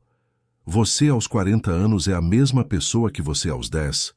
Você compartilha corpo aproximadamente similar, embora cada célula tenha sido substituída várias vezes. Você tem memórias de ser aquela criança de 10 anos, embora memórias sejam notoriamente maleáveis e reconstruídas cada vez que são acessadas.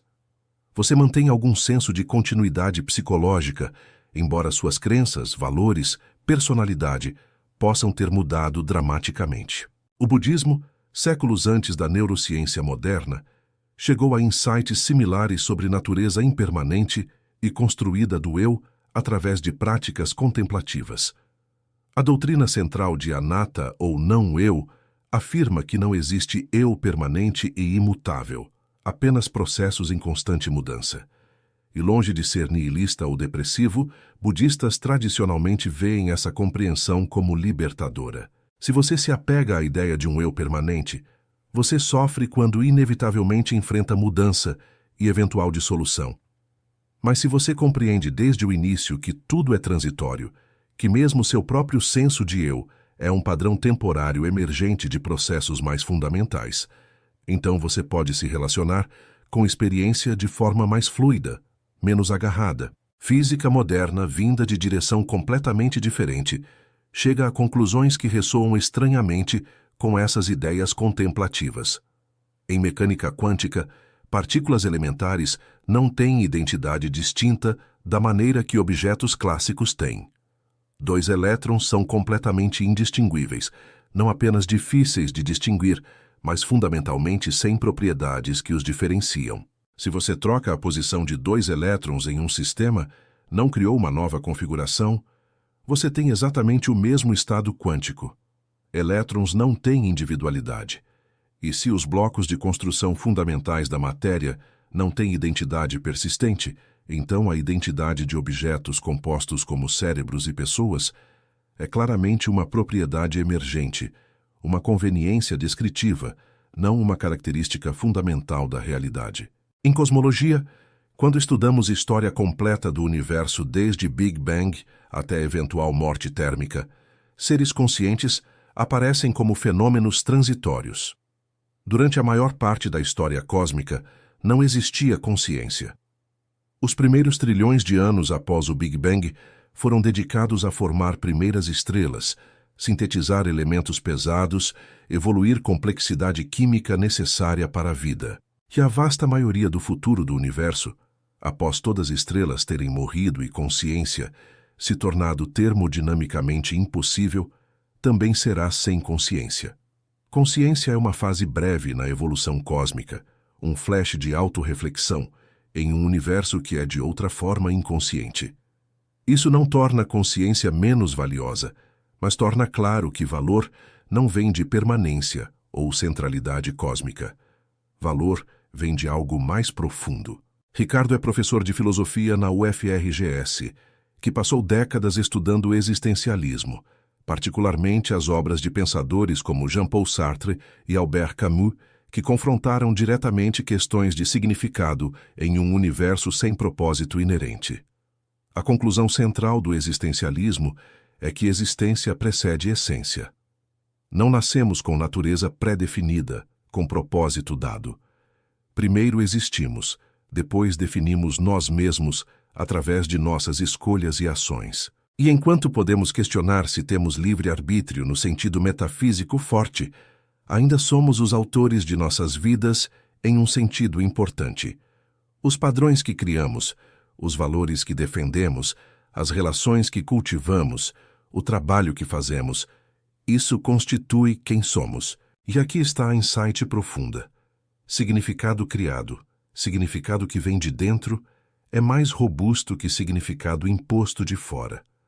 Se seu significado depende de Deus existir e ter plano específico para você, então sua base para significado é frágil. Depende de afirmação metafísica que você não pode verificar. Se evidência contra a existência de Deus se acumula, se você passa por crise de fé, seu significado colapsa. Mas se seu significado vem do que você genuinamente valoriza, do que escolhe dedicar tempo e energia, das relações que nutre, da contribuição que faz, então esse significado é robusto. Não depende de reivindicações não verificáveis sobre a estrutura do universo. Depende de sua própria experiência vivida e comprometimentos.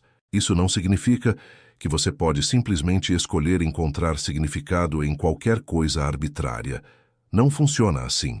Significado genuíno parece requerer certos elementos: conexão com outros seres conscientes, engajamento com algo maior que si mesmo, senso de crescimento ou contribuição.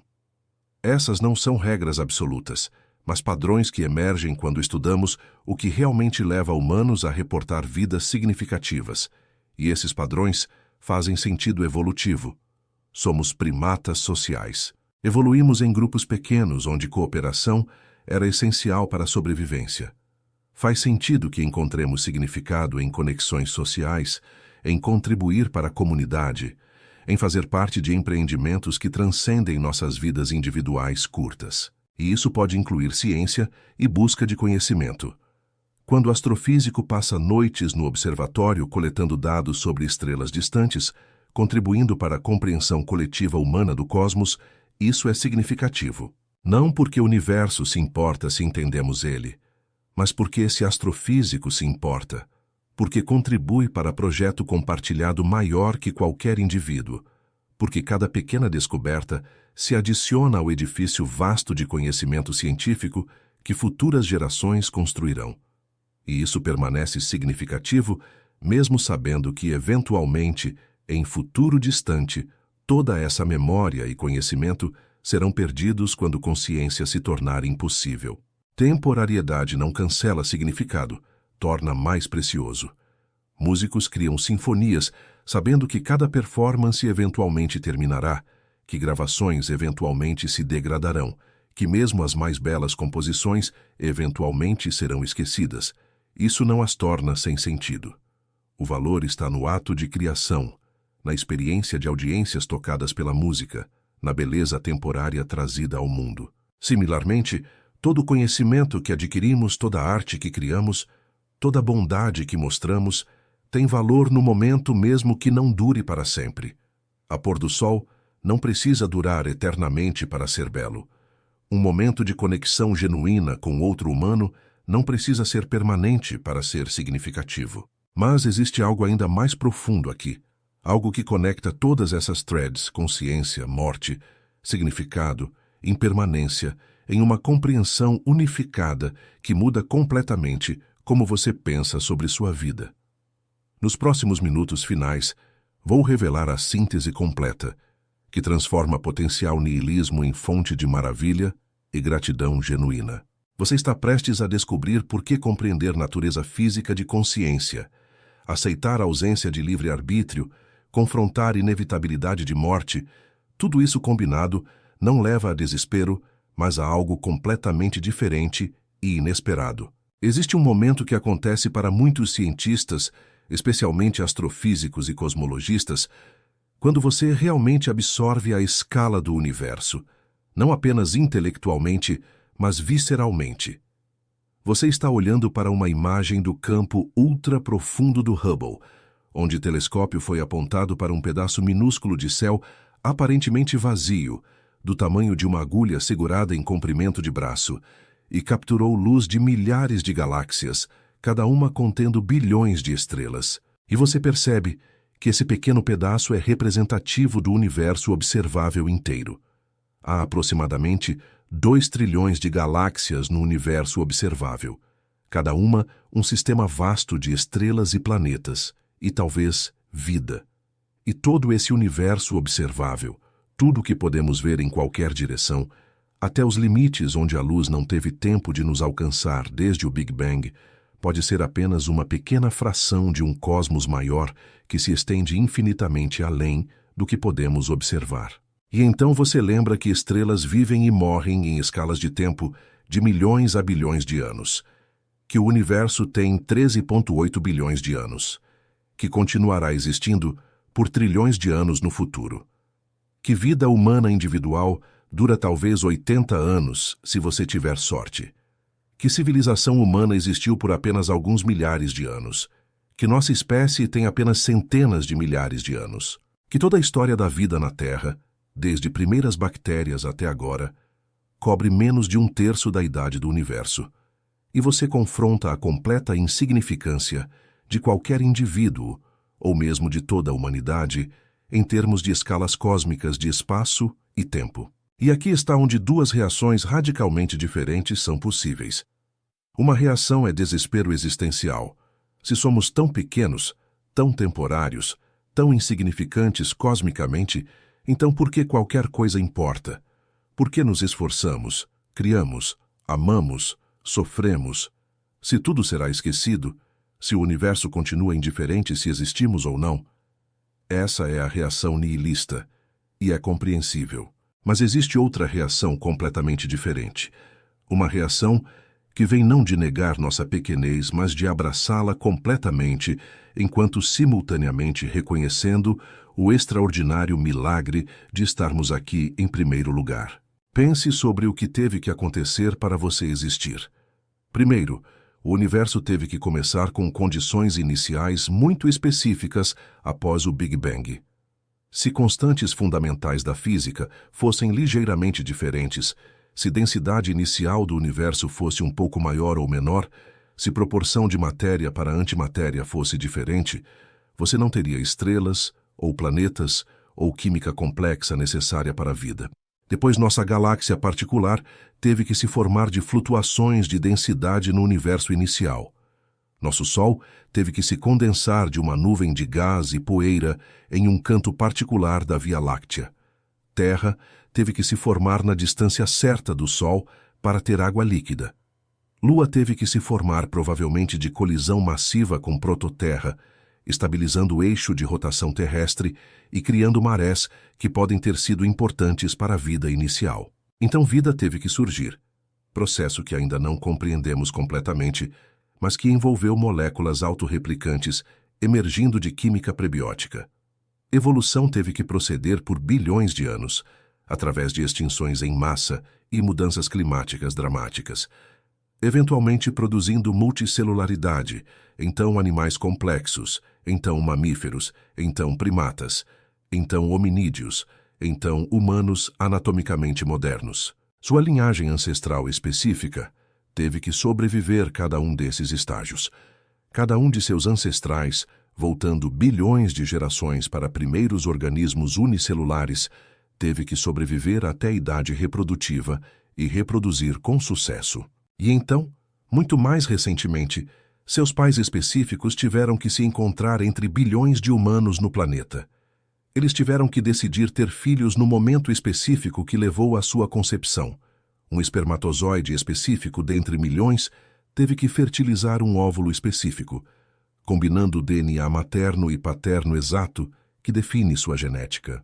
E desde sua concepção, você teve que sobreviver gravidez, nascimento, infância, todos os acidentes e doenças que poderiam ter terminado sua vida antes de agora. A probabilidade de você especificamente existir é tão astronomicamente pequena que é essencialmente zero. Se você rebobinasse o universo e deixasse rodar de novo, a chance de exatamente você emergir seria negligível. E ainda assim, aqui você está. Contra todas as probabilidades, existindo consciente, capaz de contemplar sua própria existência improvável. Isso não é razão para desespero, é razão para espanto absoluto, é razão para gratidão profunda. Não gratidão direcionada a algum criador benevolente, porque não há evidência de tal criador, mas gratidão geral pelo fato extraordinário de existência. Rafaela é poeta e física, combinação incomum, mas poderosa. Ela trabalha no INPE durante dia, lidando com equações de dinâmica de fluidos aplicadas à atmosfera terrestre, mas à noite escreve poesia que tenta capturar em linguagem a admiração que sente pelo cosmos. E ela argumenta que ciência, longe de drenar maravilha do mundo, intensifica e aprofunda.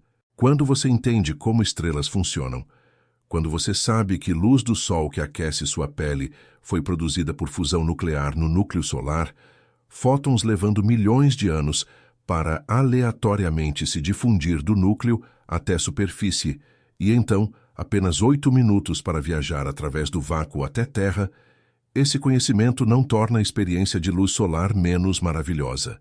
Torna mais. Porque agora você está conectando sua experiência pessoal direta a processos cósmicos vastos, a física fundamental, a história do universo. Ou quando você entende evolução, quando você sabe que cada célula em seu corpo carrega informação genética herdada em linha ininterrupta desde a origem da vida há bilhões de anos, quando você percebe que você é primo distante de cada organismo vivo na Terra, compartilhando ancestral comum, isso não diminui valor ou beleza da vida. Enriquece. Você não está separado da natureza olhando de fora. Você é natureza. Parte do mesmo processo evolutivo que produziu tudo, de bactérias a sequoias a baleias azuis. E quando você entende cosmologia, quando você sabe que elementos pesados em seu corpo foram forjados em núcleos de estrelas que explodiram como supernovas há bilhões de anos, espalhando esses elementos através do espaço para eventualmente se incorporarem em nova geração de estrelas e planetas, incluindo nosso Sol e Terra, quando você percebe que você é literalmente feito de poeira de estrelas, isso não é clichê vazio. É verdade literal que conecta você profundamente à história cósmica. O ferro em seu sangue, cálcio em seus ossos, carbono em seu DNA, tudo foi sintetizado em fornalhas estelares. Mas talvez a conexão mais profunda e pessoal vem de entender consciência em si.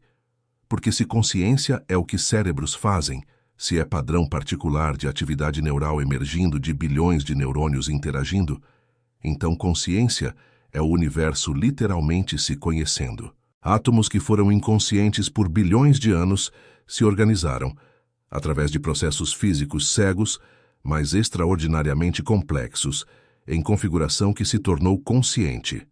Matéria se tornou mente. O cosmos, através de você, abriu olhos e olhou para si mesmo com admiração. E aqui está o milagre final. Não apenas você é consciente, você é capaz de entender. Primatas que evoluíram em savanas africanas, cérebros selecionados para tarefas práticas de sobrevivência, se revelaram capazes de compreender buracos negros, mecânica quântica, Big Bang. Não há razão evolucionária óbvia pela qual deveríamos ser capazes de fazer matemática avançada ou física teórica. Essas capacidades são aparentemente subprodutos de inteligência geral, que evoluiu para propósitos mais mundanos. E ainda assim aqui estamos, macacos levemente modificados, desvendando segredos do cosmos. Se você chegou até aqui nessa jornada, é porque curiosidade científica pulsa forte em você, porque você não se satisfaz com respostas superficiais, porque você quer entender realidade em suas camadas mais profundas.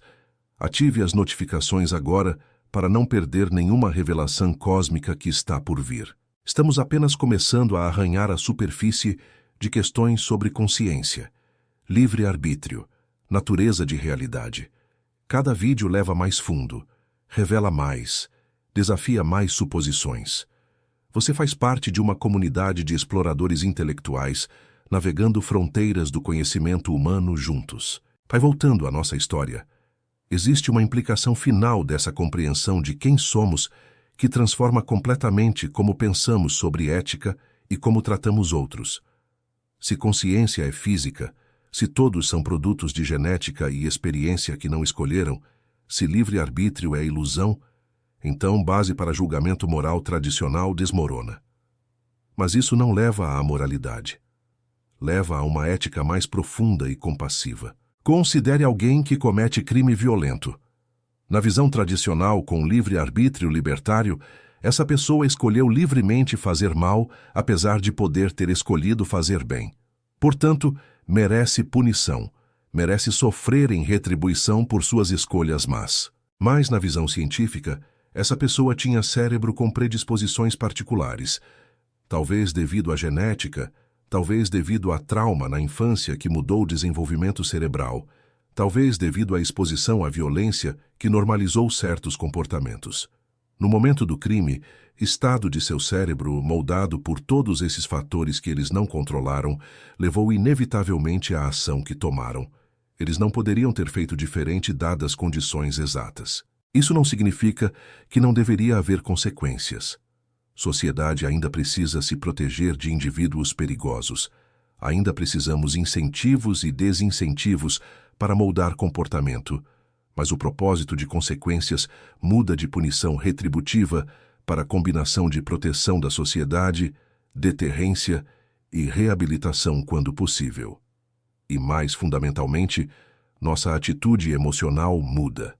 Raiva moral pura, prazer em ver criminoso sofrer, indignação justa, essas reações perdem justificação. são substituídas por algo mais parecido com tristeza, que o cérebro dessa pessoa funciona, de forma que os leva a causar dano, combinado com determinação pragmática de prevenir dano futuro. Essa perspectiva se estende além de criminosos para todos os aspectos de interação humana. Aquele motorista agressivo que te cortou no trânsito, cérebro deles naquele momento estava em estado particular, talvez inundado com hormônios de estresse, talvez deficiente em regulação de impulso, talvez simplesmente não processando informação sobre outros motoristas efetivamente. Isso não torna comportamento aceitável, mas torna mais fácil ter compaixão em vez de raiva. Aquele colega de trabalho que é consistentemente difícil, eles estão fazendo o melhor que conseguem, dado o cérebro que têm. Melhor seria se pudessem regular emoções melhor, comunicar mais efetivamente, mas eles não podem simplesmente escolher ter cérebro diferente. E isso também se aplica a você. Suas próprias falhas, seus próprios erros, momentos quando você falha em estar à altura de seus próprios padrões, tudo isso também emerge de estados cerebrais que você não controlou definitivamente. Isso não é desculpa para não tentar melhorar, para não aprender de erros. Você pode modificar padrões neurais através de prática, pode criar hábitos melhores, pode mudar ambiente de formas que suportam o comportamento que você valoriza. Mas o tipo de autocrítica destrutiva, onde você se pune emocionalmente por supostas falhas de caráter ou vontade, isso se torna insustentável. Você fez o que cérebro em aquele momento fez. Aprenda, ajuste, siga em frente. E aqui está a síntese final, a compreensão que une tudo. Vida tem significado não apesar de ser temporária, mas parcialmente porque é temporária. Consciência é valiosa não apesar de ser física, mas por ser o que é. Padrões improváveis de matéria, organizados de forma que permite o universo experimentar e entender a si mesmo. Você não controla seus pensamentos em sentido último, mas você ainda é o lugar onde esses pensamentos acontecem. Ainda é o agente através do qual o universo age neste momento. Morte não é algo a temer porque não é experiência, apenas fim de experiência. E durante breve tempo que você existe, você tem oportunidade extraordinária de participar no grande projeto de consciência, conhecimento, criação de significado.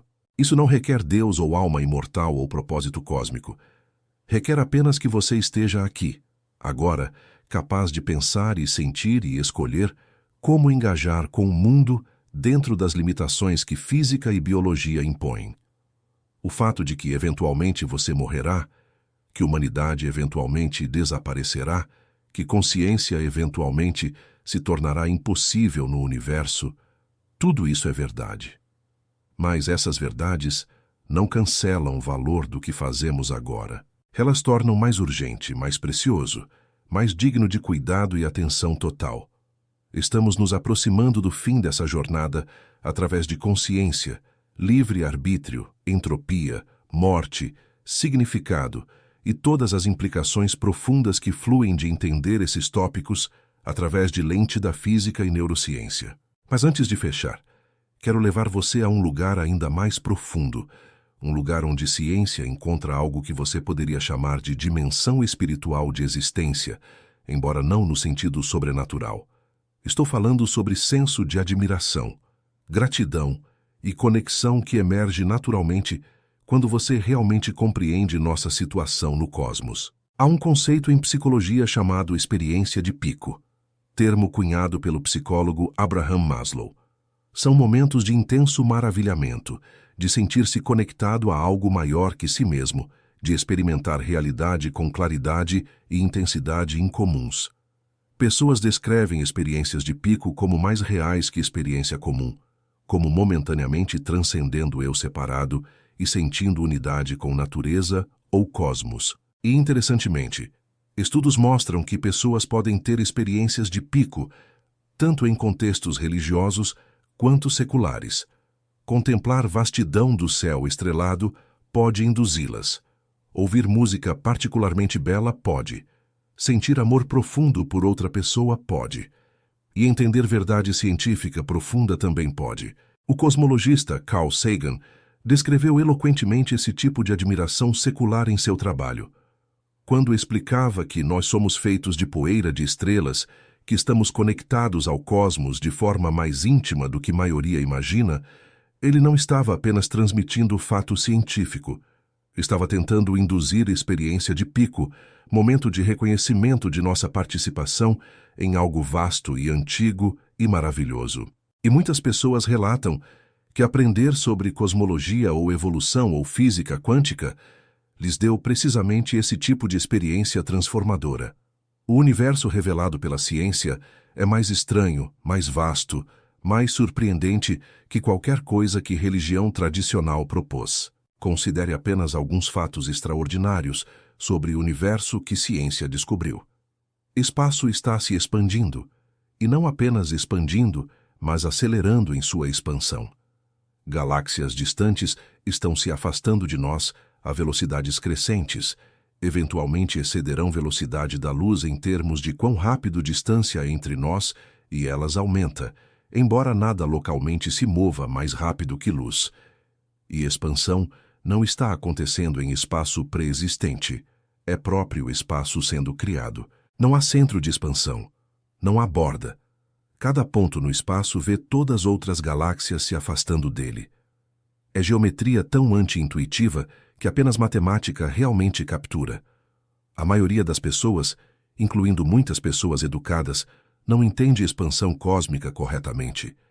Elas imaginam galáxias se movendo através de espaço fixo, mas realidade é mais estranha. Ou considere mecânica quântica. Uma partícula não está em um lugar definido até ser medida, está em superposição de estar em muitos lugares simultaneamente. Quando você mede, função de onda colapsa e partícula é encontrada em um lugar específico com probabilidade dada pela amplitude da função de onda. Mas antes da medição, partícula genuinamente não tem posição definida. Isso não é ignorância sobre onde realmente está, é falta fundamental de fato definido da questão. E se você mede propriedades de duas partículas emaranhadas, obter resultado específico em uma instantaneamente determina resultado que você obterá na outra, não importa quão longe separadas estejam. Einstein chamou isso de ação fantasmagórica à distância e não gostou. Mas experimentos confirmaram que realmente acontece. O universo a nível fundamental é profundamente estranho de formas que violam nossas intuições clássicas sobre realidade. Ou pense sobre buracos negros. São regiões onde a curvatura do espaço-tempo se torna tão extrema que nem luz pode escapar. Dentro do horizonte de eventos, geometria é tão distorcida que todos os caminhos futuros levam inevitavelmente ao centro, à singularidade onde densidade e curvatura se tornam infinitas e nossa física atual colapsa. E devido à relatividade geral, tempo passa diferentemente perto de buraco negro. Se você assistisse alguém cair em um buraco negro, você os veria desacelerar assintoticamente à medida que se aproximam do horizonte de eventos, nunca realmente alcançando mesmo que passem horas ou dias ou anos para você. Mas, da perspectiva deles, eles cruzam o horizonte de eventos em tempo finito. Dois observadores diferentes têm experiências irreconciliavelmente diferentes sobre o que acontece. Realidade é dependente de observador de formas profundas, e essas não são especulações filosóficas abstratas. São previsões testadas de nossas melhores teorias, confirmadas por inúmeras observações. Quando detetores LIGO mediram ondas gravitacionais pela primeira vez em 2015, ondulações no próprio espaço-tempo, produzidas por fusão de dois buracos negros a bilhões de anos-luz de distância, isso foi confirmação espetacular de uma das previsões mais bizarras de relatividade geral. Espaço-tempo não é palco fixo onde eventos acontecem. É tecido dinâmico que pode ondular e curvar e torcer. E quando objetos massivos colidem, criam ondas gravitacionais que atravessam o cosmos, esticando e comprimindo o espaço em si enquanto passam. O fato de que humanos construíram detectores sensíveis o suficiente para medir essas minúsculas distorções em espaço-tempo, mudanças menores que um próton em quilômetros, é testemunho do poder extraordinário de investigação científica. Mas talvez a descoberta mais profunda de todas seja sobre natureza de nós mesmos. Que consciência, essa coisa mais íntima e aparentemente especial, pode emergir de processos físicos. Que não há evidência de alma separada ou mente imaterial. Que você é o que seu cérebro faz. E longe de ser degradante ou depressivo, essa realização pode ser libertadora e admirável. Você é complexidade emergente máxima que o universo conhecido produziu. Cérebro humano, com seus 86 bilhões de neurônios, cada um conectado a milhares de outros, processando informação em paralelo massivo, gerando riqueza extraordinária de experiência subjetiva, é o objeto mais complexo que conhecemos em todo o cosmos. E através dessa complexidade, através de processos físicos operando de acordo com leis naturais, o universo alcançou autoconsciência, não em todo lugar, não o tempo todo, mas aqui e agora, em você, em mim, em cada ser humano, em cada animal com sistema nervoso suficientemente complexo. Por breve momento na história cósmica, matéria se organizou de forma que permite experiência, permite entendimento, permite apreciação de beleza e verdade e bondade. Isso é milagroso no sentido secular da palavra. É improvável, extraordinário, admirável, mesmo sendo completamente natural. E aqui está a ironia final. Pessoas frequentemente dizem que visão científica de mundo é fria, que tira mistério e magia de existência. Mas na minha experiência, e na experiência de muitos cientistas, o oposto é verdade. Saber como algo funciona não diminui a admiração, aprofunda. Quando você olha para céu noturno e vê não apenas pontos de luz, mas fornos nucleares a distâncias vastas, alguns mortos há milhões de anos, mas luz ainda viajando até nós, quando você reconhece que muitas daquelas estrelas são, na verdade, galáxias inteiras, cada uma contendo bilhões de estrelas.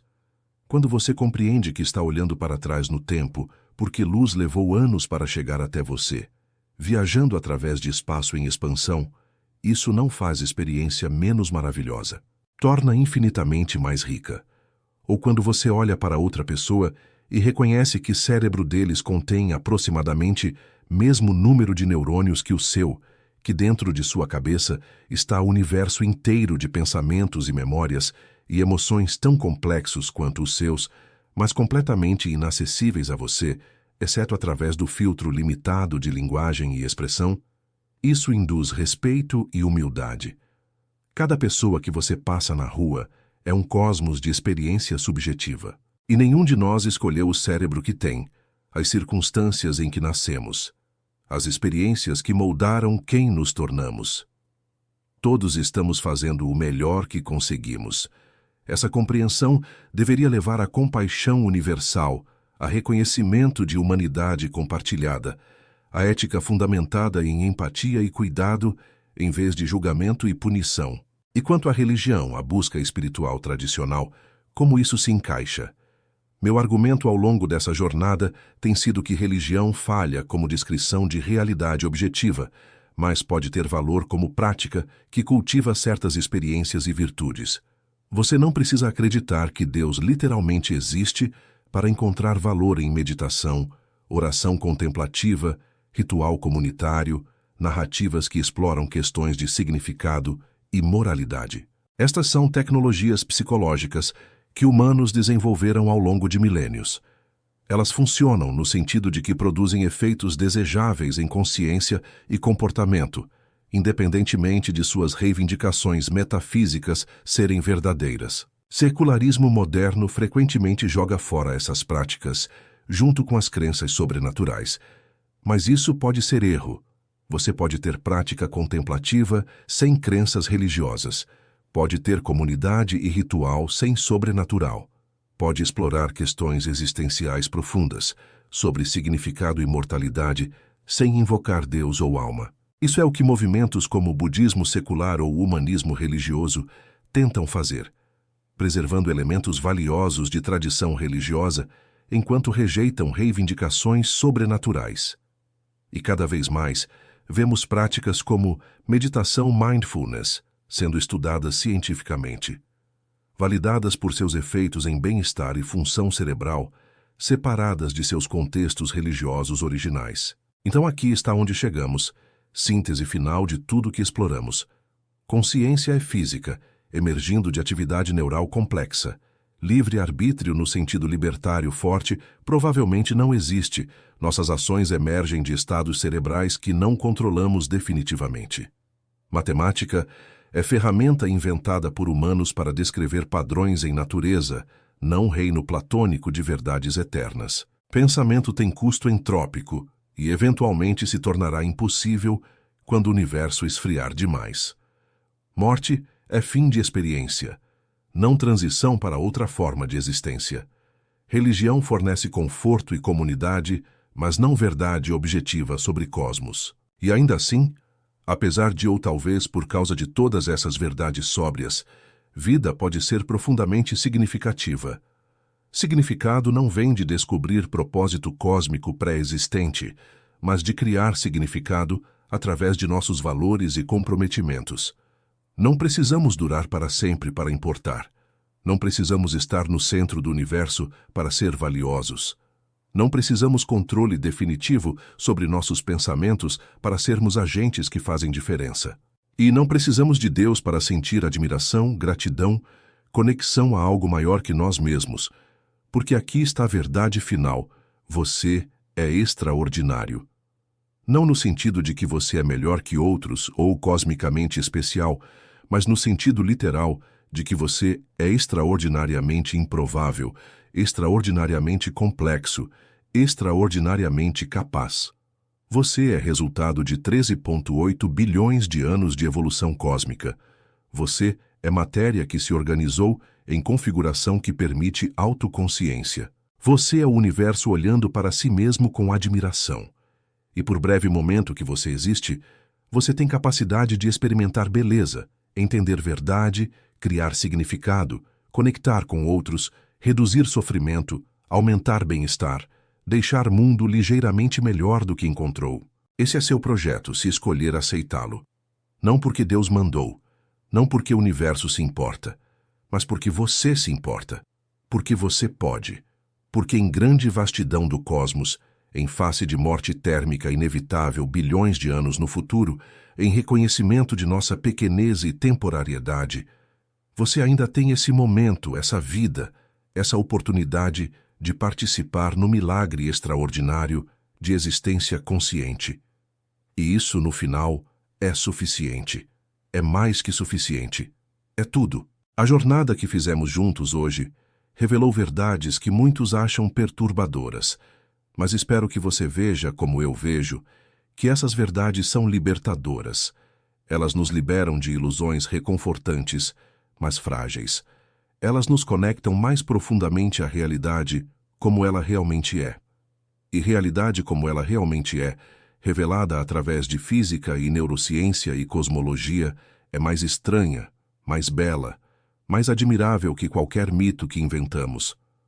Somos parte do cosmos, não separados dele. Somos temporários, mas não menos valiosos por isso. Somos pequenos em escala cósmica, mas capazes de entender a imensidade que nos cerca. Somos físicos até o núcleo e, ainda assim, capazes de amor, criatividade, moralidade, beleza. Esse é o paradoxo glorioso de existência humana. Somos completamente naturais e, ainda assim, únicos em nossa capacidade de transcender natureza através de compreensão. Somos determinados por leis físicas e, ainda assim, agentes capazes de mudar mundo. Somos mortais e, ainda assim, criamos coisas que duram além de nossas vidas individuais. Somos um entre bilhões de humanos em um planeta pequeno orbitalando estrela comum em galáxia ordinária. E, ainda assim, cada um de nós é o centro de nosso próprio universo de experiência, tão rico e complexo quanto o universo de qualquer outro. Se a lição final a tirar dessa jornada é esta: viva plenamente, sabendo que esta vida é tudo o que temos. Ame profundamente, reconhecendo que conexão com outros é fonte de significado mais rico. Aprenda vorazmente, apreciando que capacidade de entender cosmos é um dos maiores dons de ser humano. Crie generosamente, sabendo que beleza e conhecimento que você adiciona ao mundo enriquecem a existência. E trate todos com compaixão. entendendo que cada pessoa está fazendo o melhor que consegue com o cérebro que tem nas circunstâncias que enfrentam. O universo não se importa se você existe, mas você se importa. E isso é o que importa. Bem-vindo à existência consciente temporária em um cosmos vasto e antigo. Faça valer a pena.